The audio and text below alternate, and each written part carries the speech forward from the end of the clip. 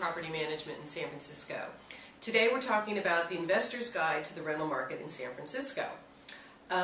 Number one, if you're going to invest income property in San Francisco, you need to know some basics about San Francisco's rent control ordinance. It is complicated, it changes a lot.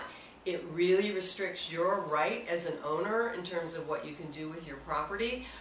Tenants have a lot of rights here in San Francisco, and I think most important is, in order to maintain the rights that you have, you need to be proactive. You cannot be passive. You can give up your rights simply by not doing something, by not taking action. I think perhaps one of the biggest issues has to do with roommates. When roommates change hands, if you have a 3-bedroom apartment and 3 people move in, if one moves out and a new roommate moves in, what do you do with that new person that moves in?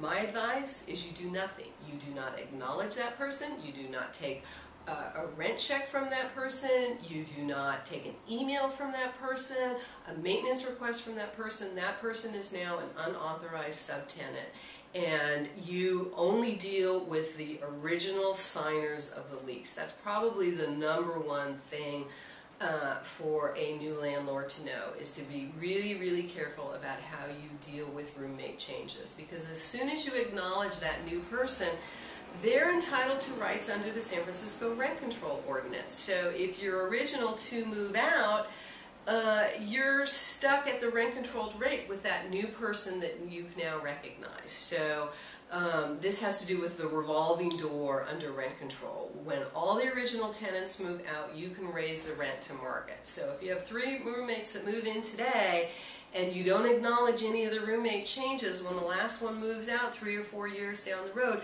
you can bring that unit up to market. So that's really important. And that's probably just one of the many things. So my recommendation would be to join the San Francisco Apartment Association. They're a great organization. They have a monthly magazine that they put out with lots of articles in it. You know, get that magazine and read it if you're going to be an investor, and particularly if you're going to manage the property yourself. There is lots of opportunity for investment in San Francisco.